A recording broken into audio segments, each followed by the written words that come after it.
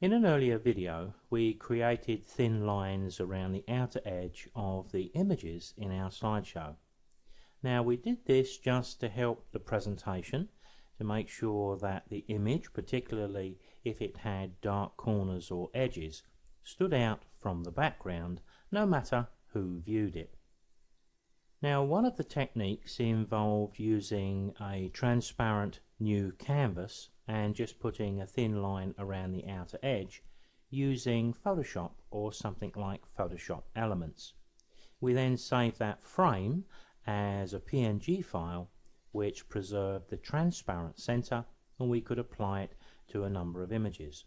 Well, it is just a simple frame, but of course we can use exactly the same techniques and do something a little more creative. We can actually frame our images.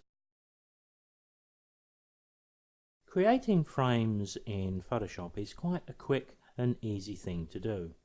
We just need to make use of those layers and one or two techniques which we'll describe as we go along, but you'll see that it's quite a quick process. It's also, of course, a creative process which makes it fun too. I'm going to start here by going to File, New, and I'm going to create a new canvas. I'm going to create a 1920-1080, but of course you don't have to do this. If you're working with a 3:2 aspect ratio or even a 16:10, then just create your frame at that size. So as you can see here, I've opened up a new blank canvas and I've chosen white as the color, but the color really isn't significant. If you've got any doubt about the size you've created, go to Image and Image Size, and there you can see we've got 1920 by 1080. What I'd like to do first is to create some guides which would form the edge of the frame, because the frame we're going to make here is the typical frame you may see used in a physical print, a matte frame. I'm going to pick up or show my rulers. I can do that by going to the View menu at the top right of the screen, or Control R, which is quite convenient, and Control R again will toggle them off. Once you bring the rulers on, if you need to actually use them for measurement, if you right click in the ruler itself, you can change it to any measurement value you want. But maybe we can get around anything complicated here, because we would need to measure carefully to get this side the same width as the right hand side of the frame. But here's a little tip that I've offered before and I used myself. I'm going to go back to File, New. I'm going to create a new blank canvas, but this time I'm going to choose 100 pixels by 100 pixels. Now there's a little bit of my experience coming out here. I've used this before and it worked. And I'm going to change the color just to be different from my white, that's all, and click Create. Once it appears on screen, if I just drag out the tab from the top of the screen, with the Move tool, I can click, drag and drop and close that down. Now look what I can do with this square, but make sure before you do this that you do have in the View menu the snap turned on, because this is quite important to what I'm going to do with this square. With the Move tool, I can click and drag it, and it snaps into position at the top left. Then I can go to my rulers here and drag out a guide which snaps to the edge of my 100 pixels, and I can do the same here too. And when I've done that, I pick up my square and I can drop it down to the bottom and it snaps into position there. So within a few seconds we've got some guides fully set up. If you want a thinner frame, create the square at 75 pixels or 50 pixels. Want it a little bit deeper? Then create the square a little bit larger. What do I need to do next? Well, I really need to make a selection of this outer area. Probably the easiest way to do that is to pick up the rectangular marquee tool, and when we click and drag here, that snap command even holds my selection to the guides that we've put in place, as you can see. Watch it snap into position and snap. And all I need to do to make sure I select all of the outer edge instead of all of the middle is go to Select, Inverse, or Control-Shift-I. There you can see it. Now what we can do is ignore that little black square. It's sitting on its own layer of course here, but we can actually go over the top of that now if we wish. I've got grey as the foreground colour. I'm going to hit Alt Backspace to flood my frame with colour. Hit Control D to remove my selection, and we've got the basis of our frame done and dusted. Now as you can see by the spinning round of the screen, I've just locked my layers out on screen so you can see what's happening as we go through the process. So far the frame is made up with a white background, but in the fullness of time we're going to remove that. But there we have our background. If we want to change the colour of the background and preserve the transparent nature of the area in the middle, in fact let's keep that white off just for a moment. All I need to do is to click this little icon to the right of the word lock, and a lock will appear, and what we've effectively done is restrict any editing to just the pixels that are there and not here, which means if I wanted to pick up a different colour, let's see if I can select a nice little buff colour, not white but not yellow, something like that. When I hit Alt Backspace, which is the shortcut key to flood my foreground colour, you'll see exactly what it does. That colour is held into our frame because we locked and preserved the transparent nature of the centre. Now the idea of any frame is to add support to the image it's framing, so we have to be a bit careful that we don't go over the top with colour or design and make the frame more powerful than the image.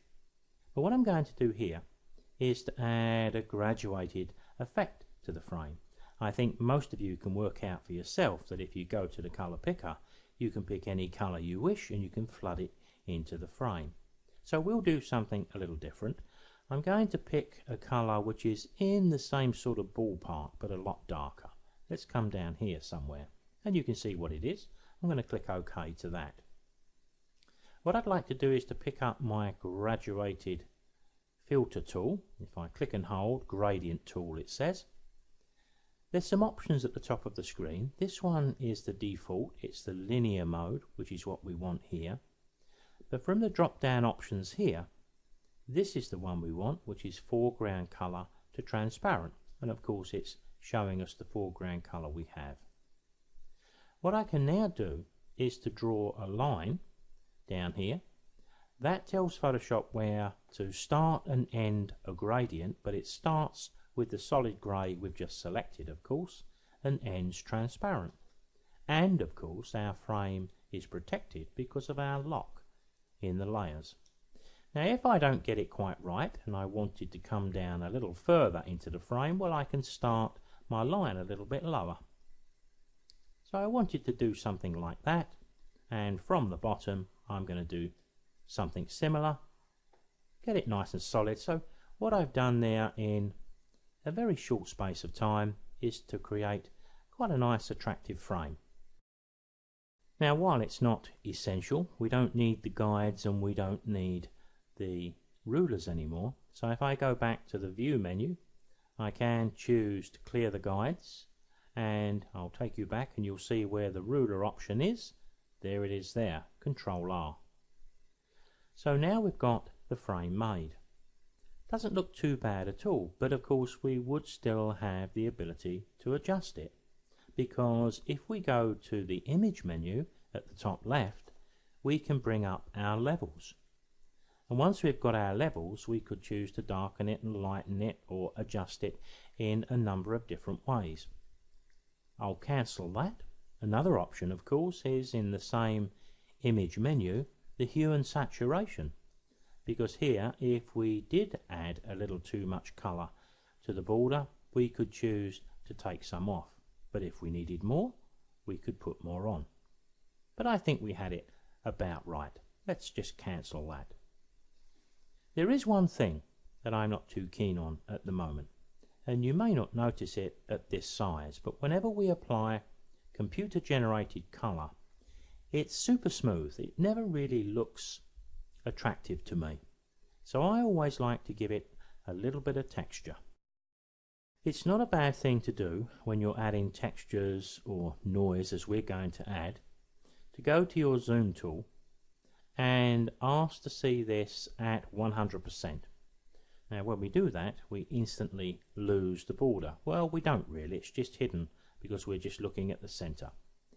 I'm just suggesting that we get the image on screen at the size it's going to be seen on a nice flat screen monitor. So when we introduce the noise, at least we can determine how much we need. There is an argument that says if you click once again and get it even a little bit bigger, that might also help too. Because what we do is we need to be delicate. So let's go to our filter menu. And one of my favorites is noise, add noise. I always remember in the early days of Photoshop when I first looked at this noise, and when I opened up the add noise panel, it came up on my photograph, something like that, and I thought, what would possess someone to add that sort of effect to a photograph? Well, in actual fact, we don't need anything like this. We need it to be very, very small. Usually I would suggest 2%, and at this magnification you can just see that nice delicate texture there. But there are times when you may want to go as high as 5% because you've got a particular project in mind. I'm going to keep mine pretty middle of the road, if that's the right way to call it, 3%, and we'll click OK. Now you'll see why I zoomed in, because when I hit Control 0, well, we can still just about see it. I hope you can just about see it, but it's not so easy to determine the correct amount. But I think that looks quite nice. What I'd like to do next is to create a shadow beneath my frame over on the right hand side. So I'm going to select the frame and hit Control J to make a copy of it. You'll notice the copy doesn't have the lock, so let me keep that copy as my actual frame or border, and we'll use this one to create the shadow because I need this layer locked. So let's turn this off so you can see what's going to happen. I'm going to go to my color picker and click the little icon here to return it to black and white. Black is my foreground. Alt backspace will now flood the frame, which is labeled layer 1, but of course it's locked, with black. What I'd like to do though is just extend this in on the edges by just a couple of pixels. I found in practice that it works a little better for me. So what I'm going to do is remove the lock here, and if we hold the control key and click any of the layers, you can see what happens. It selects what's on the layer, and here it's working in our favour. What I'm going to do, let me zoom into the corner here, just so no need to do this, but it demonstrates what's going to happen. I'm going to go to my select menu, choose modify, expand, and I'm going to expand this by a couple of pixels. All it's going to do when I click OK is drop our line 2 pixels inside the black. Now I want to reflood this with black, but because it's not locked, now what's going to restrict the flooding is the selection here. So if I hit Alt backspace again, you can see we've just increased the size of the shadow layer. Let me hit Control D to remove that selection, Control 0 to fit it on screen, and when I turn my frame on, it actually looks quite attractive straight away, doesn't it, with that thin black line. But in fact we're going to lose that line in a moment because we're going to blur layer 1, but we can always put the line back. So let's go to our filters here. We've got more blurs than we can shake a stick at, but I'm going to go to the old favourite Gaussian blur. Now you can see it's come up with a 10% radius in pixels, and you can see the drop shadow that it's created. In fact, I'll cancel that and turn the white background on because it may be easier to see. So I'll reselect the Gaussian blur And there you can see it does create a very nice drop shadow. Of course we can choose a lighter one, or we can choose one that's much greater, but I think that 10% wasn't far off. Something like that works for me. But I did like that black line around the outer edge of this frame here. So I'm going to select that frame, hold the Control key and click the layer. And I've got those lines. Now I don't want a black line around here, only here. So all I need to do is to inverse the selection. Control Shift I, or remember we've made a selection, so select menu, inverse. There's the line sitting just where we want it. And if you want to be really careful with your work, don't place the thin line on the frame you've just made. Place it on a new blank layer, which you can create down at the bottom right of the layers. Because if you create something in black and change your mind and want it to be grey, it's very easy to do when it's on another layer. So with our selection in the right place, and we've got a completely blank layer here, which we could just call our line layer, because we're hardly going to be able to see it when we apply it. We will on here, of course. So let's go to Edit, Stroke. I'm going to use black. I'm going to try 2 pixels, and I'm going to place it on the inside of this line, so it's this way, and click OK. I'm going to remove the selection with Control D, and I hope you'll agree 2 pixels was just about right. There's our frame. What I may do is to include this with the download, so you could load this up in your own image editor and see it just as I have it here. But you can see there's the line, which looks quite nice when it's applied. There's our frame. The shadow doesn't look very good until we see it in conjunction with the frame, but of course the background is there just to enable us to see what we're doing. But for what we need to do next, of course, we don't want it. But of course, if you're making these things, if you save this as a Photoshop file, which of course I've got to do if I'm going to provide it on the download, then all of these layers will be retained. And of course, if you retrieve this frame and it meets your requirements but you don't like the design of it, then all you've got to do is select the frame layer, relock it, and you could flood it with any other colour you saw fit. But I think we'll move away from that. I'll use Control Z, which is undo. So what I need to do is to turn off the white layer, because I need to save this as a PNG file. File, Save As.